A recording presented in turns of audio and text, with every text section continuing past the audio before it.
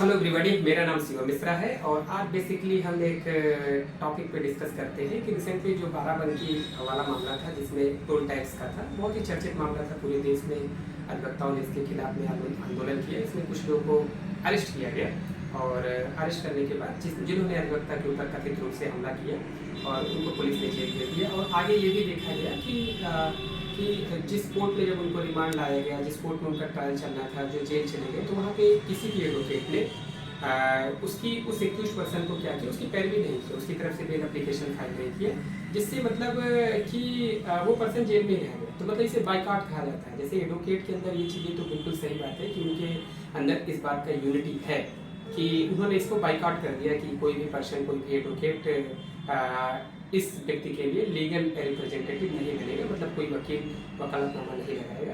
तो इस मामले में अगर जो हमारा कानून क्या कहता है और व्यवहारिक रूप से ये बातें कितना सही है, तो अगर हम लोग जिस सोसाइटी में रह रहे हैं, एडवोकेट का बाइकआउट करना ये कितने हद तक सही है, थोड़ा सा अगर हम व्यवहारिक रूप से इसको समझें तो ये बातें बिल्कुल सही है कि हम लोग जिस कंट्री में रह रहे हैं उसमें रूल ऑफ लॉ है, कानून सबके लिए कानून का शासन है और हर एक पर्सन का कुछ फंडामेंटल राइट है। जैसे फंडामेंटल राइट, जैसे निष्पक्ष सुनवाई का अधिकार, हर एक पर्सन को, उसको फेयर ट्रायल, उसका एक कॉन्स्टिट्यूशन है, उसका राइट।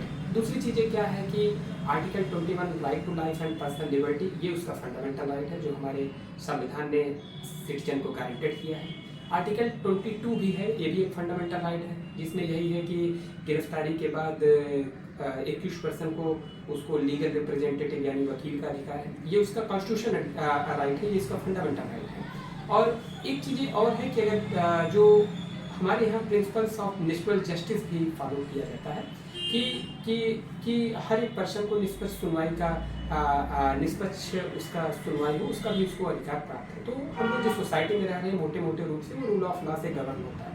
तो इस सिचुएशन में अगर हम समझते हैं कि जो बाराबंकी वाला कांड था, जैसे एडवोकेट अगर बाइकआउट कर देते हैं तो इससे क्या इम्पैक्ट होता है। तो इससे इम्पैक्ट मैंने आपको बताया कि अगर अधिवक्ताओं द्वारा कथित रूप से किसी भी एक्यूज पर्सन का अगर बहिष्कार कर दिया गया, बाइकआउट कर दिया गया कि हम लोग इस अभियुक्त के लिए हम लोग पैरवी नहीं करेंगे, उसके लिए मुकदमा नहीं लड़ेंगे, उसके लिए कोई वकील वकालतनामा नहीं लगाएगा, तो इस सिचुएशन पे उसके जो ये फंडामेंटल राइट है इसका वायलेशन होता है।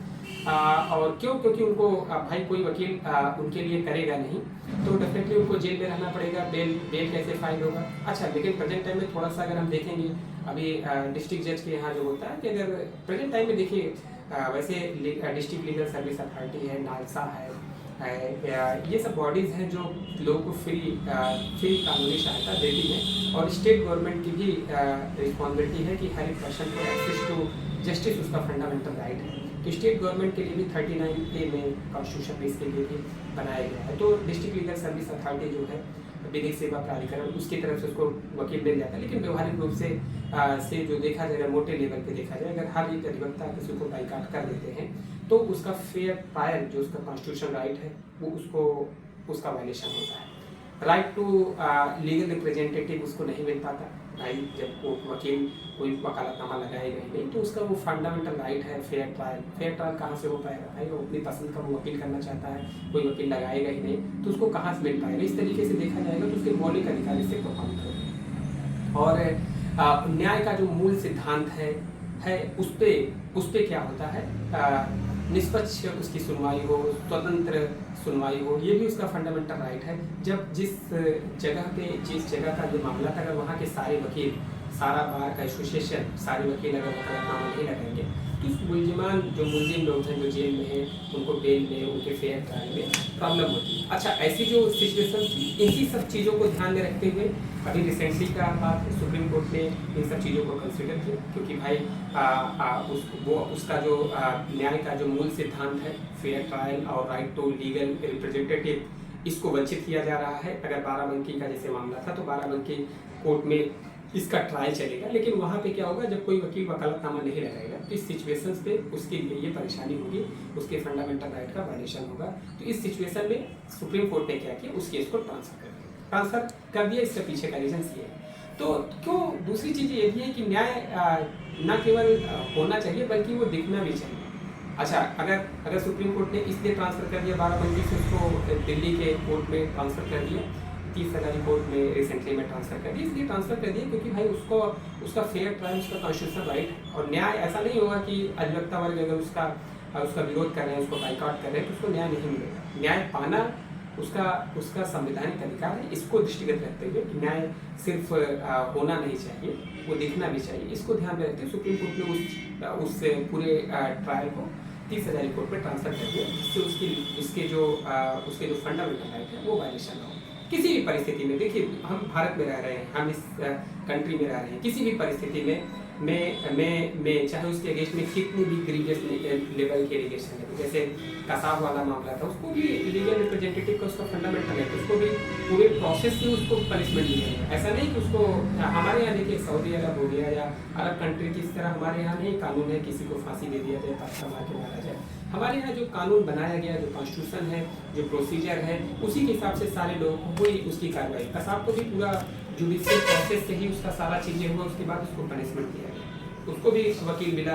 अगर मैंने आपको बताया कि अगर वकील नहीं मिल रहा है उसकी पसंद का, तो सरकार की जिम्मेदारी है कि उसको फेयर ट्रायल दे, कोर्ट की भी जिम्मेदारी है कि उसको नेचुरल जस्टिस का जो प्रिंसिपल है उसको फेयर ट्रायल मिले। तो इन सब चीज़ों को ध्यान रखते हुए जो बाइकआउट है, बाइकआउट से देखा जाएगा इससे इम्पैक्ट कहाँ के लोग होते हैं। तो कल किसी भी परिस्थिति में वकीलों द्वारा अगर बहिष्कार किया जाता है तो इससे न्यायिक प्रक्रिया भी प्रभावित होती है। ये बातें बिल्कुल सही है। कितने भी ये बातें और भी जानना जरूरी है, कितने भी गंभीर आरोप किसी के अगेंस्ट में लगे हों, लेकिन अभियुक्त को उचित कानूनी सहायता मिलना ये उसका संवैधानिक अधिकार है। तो अगर जब अधिवक्ता लोग बाइकआउट कर देते हैं तो जो चीज़ें जो दिख के आती हैं अभियुक्त के लिए, वो क्योंकि हम लोग रूल ऑफ लॉ में रह रहे हैं, आर्टिकल 21 है, आर्टिकल 22 है, प्रिंसिपल ऑफ जस्टिस है, नेचुरल जस्टिस, इन सारे प्रिंसिपल्स का वायलेशन होता है। अच्छा, एक्सेस टू जस्टिस, ये एक एक्सेस टू जस्टिस, न्याय तक सबका पहुंच होना चाहिए और फेयर ट्रायल होना चाहिए। तो जब अधिवक्ता किसी 21% का बाइकआउट कर देते हैं कि उसको रिप्रेजेंट नहीं करेंगे, तो एक्सेस टू जस्टिस, जो न्याय तक उसकी पहुंच है, उस पर लिमिटेशंस आ रहे हैं, उस पर बाधा पहुंच रही है। फेयर ट्रायल, क्योंकि भाई वो अपनी पसंद का वकील नहीं कर पा रहा है, उसको सही तरीके से अपनी बात रख नहीं पा रहा है, इनफैक्ट डायरेक्टली कर सारे वकील ने बाइकआउट कर दिया, कोई उसके लिए वकील ही नहीं बनेगा। तो इन सब सिचुएशंस में एक्सेस टू जस्टिस जो है, न्याय तक पहुंच में परेशानी, बाधा आ रही है, फेयर ट्रायल में बाधा आ रही है, तो ये सब उसके फंडामेंटल राइट है जिसका वायलेशन है। इसलिए जो बाइकआउट में जुडिशियल जो प्रोसेस है उसका ये हनन होता है। और अच्छा, इससे अगर हम बड़े लेवल में देखा जाए तो स्ट्राइक हो गया या बाइकआउट हो गया, इससे कौन कौन से लोग इम्पैक्ट करते हैं। थोड़ा सा अगर हम व्यवहारिक रूप में सबसे पहले देखते हैं क्लाइंट का क्या है। अब बाइकआउट हो गया या स्ट्राइक हो गया तो इससे क्लाइंट के ऊपर क्या इम्पैक्ट होता है।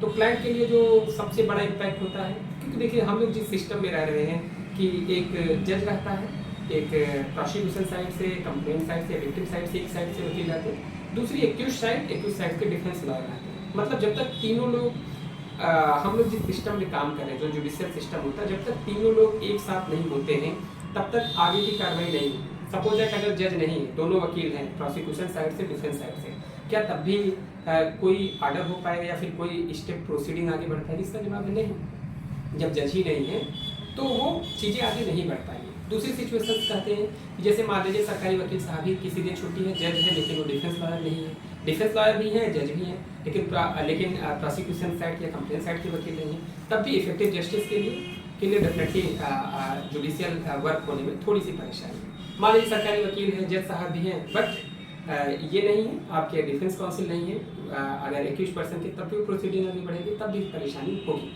तो कहने का मतलब है हम लोग जुडिशियल जो सिस्टम है उसमें प्रोसिक्यूशन साइड के वकील साहब हों, डिफेंस साइड के वकील साहब हों और जज साहब हों, सब लोग एक साथ एक जगह पे, चाहे वीडियो कॉन्फ्रेंसिंग के माध्यम से, चाहे जैसे एक साथ जब कनेक्ट होते हैं तभी ये जुडिशियल फंक्शंस आगे की तरफ रन करता है। तो जो अगर बाइकआउट हो गया, स्ट्राइक हो गया, तो डिफेंस साइड के वकील नहीं जा पाएंगे, प्रोसिक्यूशन के साइड के वकील नहीं जा पाएंगे, तो इससे जस्टिस होने में डिले होगा। और justice delay is justice delay, लोगों को जल्दी न्याय मिले, फेयर ट्रायल हो, फास्ट ट्रायल हो, स्पीडी ट्रायल हो, ये सब फंडामेंटल राइट है। बाइकआउट होने से, स्ट्राइक होने से सबसे बड़ा जो लॉस है वो क्लाइंट के लिए जो इम्पैक्ट करता है वो न्याय मिलने में डिले होता है, देरी होती है, ये चीज़ें होती हैं। आगे क्या चीज़ें होता है कि दूसरी चीज़ें क्या है कि अगर बाइकआउट हो गया है तो जो पर्सन जेल में है, जनरली देखा जाएगा, प्रैक्टिकल अप्रोच पे देखा जाएगा, तो क्योंकि बाइकआउट है, कोई वकील जाएगा ही नहीं बहस करने के लिए, तो जज भी किसी सुन के करेगा। तो जज को भी उसमें डेट देनी पड़ती है और इस सिचुएशन में वो पर्सन अंदर ही है, जेल में ही है, तो अननेसेसरी उसको जेल में रहना पड़ा बाइकाट के कारण। लेकिन एक चीज़ देखिए, कुछ जज बहुत अच्छे होते हैं, वो पैरोकार के माध्यम से, पैरोकार इन द सेंस ऐसा है कि जो पर्सन जिसका एफिडेविट लगा है जेल में जब कोई पर्सन रहता है तो उसके घर वाले उसकी पैरवी करते हैं। कई जज बहुत लिबरल भी होते हैं, तो लेकिन बहुत कम जज ऐसे होते हैं जो पैरोकार को सुन के बेल पे आर्डर करते हैं। लेकिन फिर भी अगर मोटे लेवल पे देखा जाएगा, बड़े लेवल पे देखा जाएगा, तो इस पर्टिकुलर सिचुएशन में जो पर्सन जेल में है, अगर एडवोकेट बाइकाट की है, स्ट्राइक की है, तो उसकी बेल की सुनवाई नहीं हो पाएगी और उस पर डेट लगेगी और फिर भी वो अंदर ही रहेगा। तो एक तरीके से भी देखा जाएगा।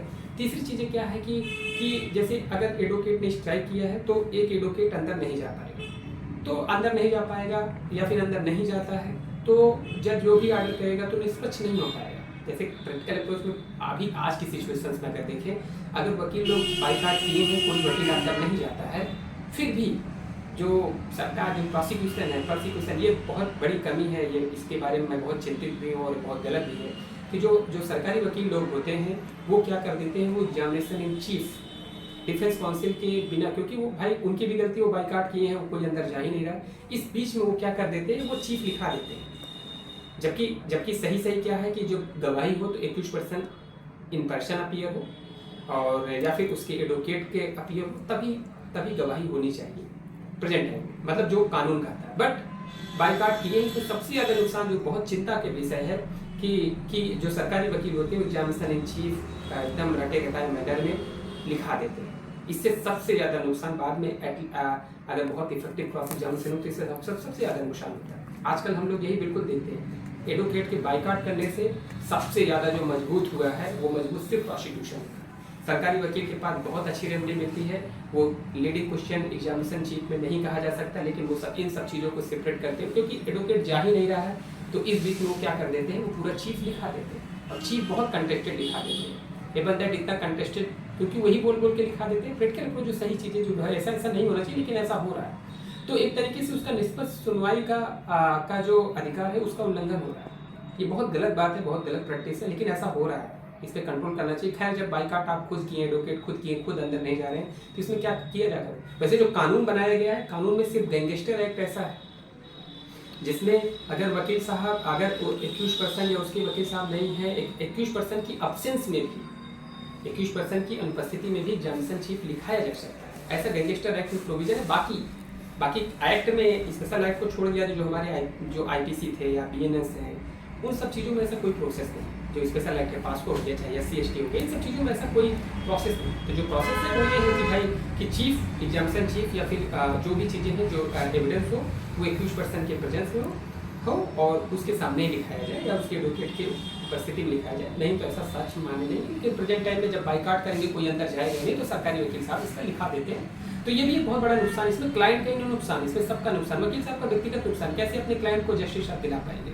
हम कितने अच्छे डिफेंस लॉयर हैं, ठीक है, examination chief as it is manner में लिखा दिया गया है, ट्यूटरिंग मैनर में लिखा दिया गया है, लीडिंग क्वेश्चन बोल के लिखा दिया गया है, कितना इफेक्टिव क्रॉस एग्जामिनेशन करेंगे, फिर भी बहुत ज़्यादा चीज़ें हम बेस्ट आउटकम नहीं दिला पाएंगे। तो ये सारी चीज़ें, इसमें सबसे ज़्यादा नुकसान अच्छे डिफेंस लॉयर का ही इसमें सबसे ज़्यादा नुकसान है बाइकाट करने से। और चीज़ें क्या कि आर्थिक नुकसान, बिल्कुल फाइनेंशियली, भाई कोई क्लाइंट आ रहा है इतनी दूर से, अपना समय, टाइम, एफर्ट, एनर्जी लगा के आ रहा है और उसका काम नहीं हो रहा, बाइकाट है, स्ट्राइक है, तो उसकी प्रोसीडिंग आगे नहीं बढ़ पाएगी, फिर उसको दोबारा आना पड़ेगा, वकील को भी फीस देनी है हर चीज़ों में है, तो उसका आर्थिक रूप से बहुत नुकसान होता है। तो बाइकाट करने से और स्ट्राइक करने से ये बहुत बड़ी चीज़ जो क्लाइंट के तरफ से अगर हम देखते हैं तो आगे चीज़ें हम वकीलों के लिए मैंने बताया कि वकील को ये चीज़ें समझना चाहिए। बाइकाट जो, अगर वो बाइकाट कर रहे हैं या स्ट्राइक कर रहे हैं, तो वकीलों को ये चीज़ समझना चाहिए वो ऑफिसर ऑफ द कोर्ट, उनका कोई प्रोफेशन नहीं है, कोई व्यवसाय नहीं करने आए, वो ऑफिसर ऑफ द कोर्ट, इनकी ड्यूटी है कि लोगों को जल्दी न्याय मिले, लोगों को सुलभ न्याय मिले, लोगों को न्याय तक उनकी पहुँच हो, जस्टिस में उनका कंट्रीब्यूशन हो, सोशल इंजीनियर है वो, तो हर चीज़ें हो। लेकिन जब स्ट्राइक करके बैठे रहेंगे तो इस सिचुएशंस में क्या होगा? इस सिचुएशन में ये होगा कि ये उनका कर्तव्य, जो उनकी कर्तव्य निष्ठता है, जो उनकी मोरल ड्यूटी है, जो उनकी रिस्पॉन्सिबिलिटी है, उस पर डाउट है। तो डेफिनेटली बाइकाट और स्ट्राइक से प्रोफेशनल एथिक्स जो एडवोकेट का है वो ऑफिसर ऑफ द कोर्ट है और कोई व्यवसाय नहीं है, लेकिन फिर भी उसके नुकसान पहुँचता है। विश्वास में भी कमी आती है, क्लाइंट भी बाइकाट करने से क्लाइंट का भी फेथ एडवोकेट में कम होता है। भाई एडवोकेट आप उनके क्लाइंट को बेल में, जेल में है, आप अंदर जा ही नहीं रहे, बहस कर ही नहीं रहे, तो क्लाइंट का जो ट्रस्ट होता है एडवोकेट के ऊपर से कम होता है। क्योंकि जो बाइकाट होता है, जो स्ट्राइक होती है, वो एक एडवोकेट के व्यक्तिगत रीजन से होती होगी, या फिर किसी इससे ज़्यादा जैसे जो क्लाइंट है उसको सिर्फ अपनी प्रॉब्लम को देखता है, तो उस सिचुएशन में जब वो देखता है तो उसको लगता है कि उसका ट्रस्ट में कमी आती है। बिल्कुल कमी आनी भी चाहिए कि आप बाइकाट की स्ट्राइक की, कोई जेल में है, उसके फंडामेंटल राइट का वायलेशन हो रहा है, सफ़र कर रहा है, तो ये भी एक चीज़ों का नुकसान है वकीलों के पर्सपेक्टिव से देखना। तीसरी चीज़, वकील का भी आर्थिक हानि है। बहुत से वकील हैं, जैसे मैं हूँ, भाई अगर मैं काम नहीं करूँगा तो किस बात का पैसा लूँगा। भाई अगर मुझे आप लर्नेड कहते हैं, विद्वान कहते हैं तो अगर मैंने काम नहीं किया, बाइकाट है, कोई हमारी सैलरी नहीं है। जो एक्चुअली एडवोकेट होते हैं उनकी कोई फिक्स सैलरी नहीं है। जितनी मेहनत करेंगे, जितनी ज़्यादा जस्टिस दिलाएंगे, जितना वर्क करेंगे, उनको उतना ज़्यादा उनका ग्रोथ है। इन टर्म ऑफ फाइनेंशियली भी उतना ज़्यादा ही उनकी इनकम। जितने केसेस होंगे, जितने डिस्पोजल्स होंगे, जितने लोगों को रेमडीज दिला पाएंगे। अच्छा, जब आप स्ट्राइक करेंगे तो काम होगा नहीं, जब आप बाइकाट करेंगे तब काम होगा नहीं, जब आप अंदर नहीं जाएंगे। अच्छा, कुछ हम लोगों की भी प्रिंसिपल्स है, जैसे जब मैंने काम नहीं किया तो मैं पैसा नहीं लूँगा। तो इस सिचुएशंस पे अगर बाइकाट है, स्ट्राइक है, तो डेफिनेटली जब काम होगा नहीं तो मैं किस बात का पैसा लूँगा। तो ऐसे सारे वकीलों के लिए, अब भाई बहुत से वकील जैसा भी है, लेकिन जो अच्छे वकील हैं, या फिर मैं अपने बारे में यहाँ तक जानता हूँ, अगर मैंने काम नहीं किया तो इस बात का पैसा लेना मेरे लिए प्रॉब्लम है। और बाइकाट करने से जब मैं अंदर जाऊँगा नहीं, काम नहीं करूँगा, तो मेरा फाइनेंशियली मेरा भी नुकसान। तो ये सारी चीज़ें। अच्छा ठीक है, एडवोकेट हैं, हम लोग के और भी टर्म्स हैं, जो चीज़ें चल जाती हैं, लेकिन जो जूनियर्स हैं, जो नए एडवोकेट्स हैं, उनके लिए, वो बेचारे दिन भर आए हैं, जहाँ अंदर पा नहीं रहे हैं, बाइकाट है, उनके लिए क्या टर्म्स है। तो इन सब सिचुएशन में देखा जाएगा कि आर्थिक रूप से भी ये बहुत बड़ा नुकसान है जो एडवोकेट के पर्सपेक्टिव से देखा जाएगा। और क्या चीज़ें हैं, न्यायपालिका की भी नाराजगी इसमें होती है, बिल्कुल होती है, क्यों नहीं होनी चाहिए। जज भी नाराज होते हैं, क्योंकि भाई कुछ जजेस बहुत अच्छे हैं, कुछ जजेस, मैं ऐसे सारे जजेस के बारे में नहीं कर रहा हूँ, क्योंकि हर एक जगह पे अच्छे बुरे सब लोग होते हैं। कुछ जजेस जो चाहते हैं कि लोगों को ज़्यादा से ज़्यादा फास्ट जस्टिस दे, अच्छे जजमेंट पास करें, वो भी अपना प्रमोशन चाहते हैं, वो भी लैंडमार्क जजमेंट देना चाहते हैं, अपने आप को बहुत हिस्टोरिकल बनाना चाहते हैं, उनके लाइफ में भी पर्पज, ऑब्जेक्ट, गोल होता है। तो कुछ जजेस जब आते हैं, जब यहाँ पे स्ट्राइक रहती है, अमूमन देखा जाएगा डिस्ट्रिक्ट कोर्ट में तो बहुत स्ट्राइक रहती है, छोटी छोटी बातें, पानी बरस रहा है तो भी स्ट्राइक है, कोई नेता आ रहे हैं, सड़क पे जाम है तो भी स्ट्राइक रहेगी, नवरात्र का पहला त्यौहार है, ईद का त्यौहार है, किसी की डेथ हो गई, बहुत छोटे छोटे, आप देखेंगे कि आपको बहुत फनी लगेगा, बट इन सब चीज़ों के कारण से वो स्ट्राइक करते हैं। किसी की डेथ, किसी की पत्नी की डेथ हो गई, एडवोकेट की पत्नी की डेथ हो गई, दो एडवोकेट को किसी ने उनके पर्सनल डिस्प्यूट, उनको भाई झगड़ा मारपीट कर दी, तब भी स्ट्राइक कर। स्ट्राइक करने का अगर मैं रीजन दिखाऊंगा तो आपको बहुत हंसने लगेंगे, आपको सच है। और वही एडवोकेट उस बात पे स्ट्राइक करते हैं। अभी कुछ दिन जैसे सरदार वल्लभ भाई पटेल की जयंती मनाए, उसने बताया कि वल्लभ भाई पटेल साहब पानी में तैर, मतलब उनकी मम्मी की डेथ हो गई, लेकिन पहले उन्होंने अपनी रिस्पॉन्सिबिलिटीज़ को देखा, कोर्ट में आर्गूमेंट किया, और उसके बाद तब जाके अपने घर पे गए, और वही सारे लेसन सुना उन्होंने। राजेंद्र प्रसाद जी के बारे में बताया कि उनके अंदर इतना डेडिकेशन था, इतना विल पावर था, पानी में तैर के जाते थे। और हम स्ट्राइक इस बात के लिए कर रहे हैं कि आज बारिश हो रही, बारिश से हम आ नहीं पा रहे हैं, ज़्यादातर लिटिगेंट्स या एडवोकेट आज न्यायिक कार्यवाही में नहीं आ पाएंगे, जिसके कारण से कार्य संभव नहीं है। बहुत आप देखेंगे, ऐसा नहीं, मैं बहुत व्यवहारिक चीज़ें बता रहा हूँ और बहुत सही चीज़ें बता रहा हूँ ये सुनने भी आपको अजीब लगेगा, लेकिन ऐसी चीज़ें हैं। स्ट्राइक होने के रीजन्स मैं आपको बता रहा हूँ, आप नोट करेंगे तो जैसे आज इस समय भयंकर बारिश होने के कारण लिटिगेंट और एडवोकेट महोदय नहीं पहुँचने के कारण से ये चीज़ें हैं। किसी की डेथ हो गई, जैसे एडवोकेट की डेथ हो गई, ठीक है, कंडोलेंस है, उसमें पूरे दिन हड़ताल रहेगी। उसकी पत्नी की डेथ हो गई, उसके बच्चों की डेथ हो गई, तब भी स्ट्राइक करेंगे, तब भी मतलब कंडोलेंस स्ट्राइक करेंगे। और किस चीज़ का देखा जाएगा, दो अधिवक्ताओं के बीच में पर्सनल, दो अधिवक्ता और किसी उनके व्यक्तिगत मामले में कोई लड़ाई झगड़ा मारपीट हो गई, तब भी वो करेंगे। किसी जज के साथ उनकी सुनवाई होगी, तब भी स्ट्राइक कर देंगे। या फिर जो भी चीज़ें यहाँ और रीजन्स, जैसे देखा जाएगा सर्दी, जैसे कि बहुत भयंकर ठंडी हो गई है, तो आज अधिकतर ठंडी के कारण बहुत लोग नहीं पहुँच पाए, जिसके कारण से स्ट्राइक हो गई। तो अगर आप स्ट्राइक वाला अगर आप देखेंगे तो बहुत ढेर सारी रीजन्स के कारण से वो स्ट्राइक भेजते हैं। कोई नेता आ रहा है, जैसे मैंने आपको बताया, रूट जाम रहेगा, श्रवण वाला चलेगा, जब आपका वो चलेगा, कांवरिया चलेगा, तो रूट डाइवर्जन रहेगा, तो बताएंगे कि एडवोकेट नहीं पहुंच पाएंगे। तो बहुत फनी लेवल में देखेंगे, लेकिन बट अल्टीमेट ये बहुत गलत प्रैक्टिस है, लेकिन ये चीज़ें हो रही हैं। वैसे सुप्रीम कोर्ट ने और हाई कोर्ट ने समय समय पर इस चीज़ के बारे में पाबंदी लगाई है, कंडोलेंस में भी स्ट्राइक ना करें, जुडिशियल फंक्शंस में आप काम करने आपको करना चाहिए। और डेफिनेटली देखिए, मैंने आपको बताया क्लाइंट का क्या नुकसान, वकीलों का नुकसान है। अच्छा, न्यायिक प्रक्रिया का पूरी तरीके से दुरुपयोग है, न्यायालय की नाराजगी मैंने बताया। बहुत से ऐसे जजेस जो बहुत बड़े पढ़े लिखे शिक्षित हैं, अपने आप को लैंडमार्क जजमेंट देना चाहते हैं, ट्रायल कोर्ट में प्रैक्टिस कर रहे हैं, सुप्रीम कोर्ट तक जाना चाहते हैं, अपने जजमेंट से बहुत इम्पैक्ट करना चाहते हैं, सोसाइटी में अपनी एक मीनिंगफुल करना चाहते हैं। जब आप डेली स्ट्राइक करके भेजेंगे, जब आप कंट्रीब्यूट नहीं करते हैं, क्योंकि सिस्टम ही ऐसा है, प्रोसिक्यूशन डिफेंस और जज तीनों एक साथ रहेंगे तभी कोई प्रोसीडिंग आगे बढ़ पाएगी। वो जज चाहकर भी जजमेंट नहीं दे पाएगा। अननेसेसरी स्ट्राइक के कारण से जुडिशियल फंक्शंस में इम्पैक्ट होता है। ये बहुत क्लियर बातें हैं, बहुत सही बातें हैं, ये बहुत बड़ा नुकसान है और बाइकआउट और स्ट्राइक इसका सबसे बड़ा रीजन है। आगे क्या चीज़ें हैं, न्यायपालिका पे भी क्या प्रभाव पड़ता है, तो justice delay is justice deny, मैंने आपको बताया, इसमें कोई एक्सप्लेनेशन की जरूरत नहीं है कि न्याय होना चाहिए लेकिन समय पर होना चाहिए। और दूसरी चीज़ें क्या है कि और भी चीज़ें हम देखेंगे, कोर्ट में भी जज को सैलरी मिल रही है। आप देखेंगे एडवोकेट को सैलरी नहीं मिलती, प्राइवेट एडवोकेट के बारे में बता रहा हूँ। बाकी जो वहाँ का स्टाफ है, जो संसाधन है, जो रिसोर्सेज है, लाइट है, बिजली का बिल, सब चल रहा है। एक तरीके से देखा जाए, जब न्यायिक प्रक्रिया हो ही नहीं तो सबसे ज़्यादा टैक्स पेयर का नुकसान हो रहा है। भाई जज को सैलरी मिल ही रही है, जज के जो स्टाफ है उनको सैलरी मिल ही रही है, जो इलेक्ट्रिसिटी का बिल वो दिया ही जा रहा है, जो लोग स्टाफ लगे हैं, जितनी पूरा इंफ्रास्ट्रक्चर, वो सब चीज़ें चल रहा है। केवल एडवोकेट की स्ट्राइक के कारण जुडिशियल सिस्टम रन नहीं कर पा रहा है, तो इसमें सबसे ज़्यादा टैक्स पेयर का ही नुकसान है। तो एक तरीके से देखा जाए संसाधन की सबसे बड़ी बर्बादी भी है, बहुत बड़े लेवल पे। भाई जज को तो सैलरी मिलेगी, स्टाफ को तो सैलरी सब चीज़ तो मिलेगी, बिल तो जाएगा ही, हर चीज़ें जाएगा, पानी का बिल है, बिजली का बिल है, आने जाने का ट्रांसपोर्टेशन, सब कुछ जाएगा। अच्छा, एक चीज़ ये भी देखिए, जज बहुत पढ़ लिख के शिक्षित है भी, भाई वो आया जजमेंट करने के लिए, पता चला आपका स्ट्राइक है, कितना ज़्यादा उसको मेंटली कितना ज़्यादा उसको परेशानी भी होगी। तो ये सारी चीज़ें हैं जो व्यवहारिक रूप से देखा जाता है। और क्या चीज़ें हैं, इससे सबसे बड़ा नुकसान बाइकआउट से पेंडिंग ऑफ द केसेस। आप सुनने में आते हैं 5 करोड़ केसेस पेंडिंग है। सबसे ज़्यादा आप डिस्ट्रिक्ट लेवल पे देखेंगे, जब इतनी छोटी छोटी बातों के लिए आप हड़ताल करेंगे तो कैसे डिस्पोजल हो पाएगा। तो सबसे ज़्यादा इसमें कंट्रीब्यूशन एडवोकेट का भी, पेंडेंसी ऑफ द केसेस में एडवोकेट का भी कंट्रीब्यूशन है। तो ये बहुत व्यवहारिक चीज़ें जो मेरे समझ में आती है, मैंने अपना इस पर पर्सपेक्टिव रखा। जरूरी नहीं मेरी सारी बातें सही लगी, क्योंकि हर एक बातें हर एक व्यक्ति को के लिए सही नहीं होती, मैं भी बहुत परफेक्ट नहीं, लेकिन जो मैंने अपनी सोच से, जो मेरी अपनी समझ से जो बातें समझ में आती हैं उसको मैंने व्यक्त किया। हो सकता है इससे कई लोगों को बातें खराब लगी, क्योंकि हर चीज़ का पॉजिटिव और प्रो कॉन्स होता है, लेकिन मुझे ऐसा मेरा ये व्यक्तिगत मानना था। मैंने जो चीज़ सीखा समझा, जो मेरी विजडम है, जो मेरे जितनी मेरी समझ है, उसके हिसाब से जो चीज़ें मुझे लगा, मैंने आपको बताया कि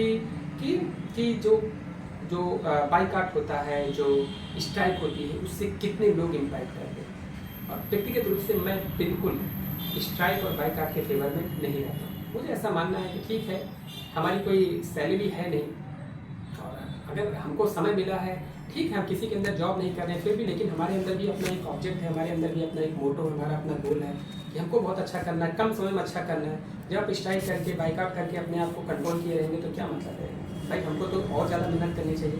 अच्छा, मान लीजिए जो भी पर्सन, खैर मैं अपने बारे में क्या, कोई भी पर्सन हो, अगर वो बहुत अच्छे से अपने आप को हर डे में अपने टारगेट बनाए, इस दिन मुझे ये चीज़ें करना है और मेहनत करना चाहता है, तो अगर जब आप बाइकआउट करके बैठेंगे, स्ट्राइक करके बैठेंगे, तो उसके जो गोल्स हैं, उसके जो मोरल है, उस पर डाउन होता है। नए बच्चे जब आते हैं, वो देखते हैं रोज स्ट्राइक होता है, तो वो बहुत डेडिकेशन के साथ अच्छे कॉलेज, अच्छे इंस्टीट्यूट से पढ़ के आए रहते हैं, एक बहुत बढ़िया काम करना चाहते हैं। लेकिन जब यहाँ पे आने के बाद इस इन्वायरमेंट में देखते हैं कि डिस्ट्रिक्ट कोर्ट में हमेशा स्ट्राइक रहती है, बाइकआउट रहती है, जुडिशियल फंक्शंस नहीं हो पा रहे हैं, चाह कर भी नहीं हो पा रहे हैं, तो डेफिनेटली इन सब चीज़ों से उनको एक अच्छा इन्वायरमेंट नहीं मिल पाता, जिससे उनके लिए भी व्यक्तिगत रूप से उनके ग्रोथ के लिए भी समस्या है। ये सब बातें हैं जो मेरी समझ में मुझे लगा, मैंने आपको अपने विचार रखे।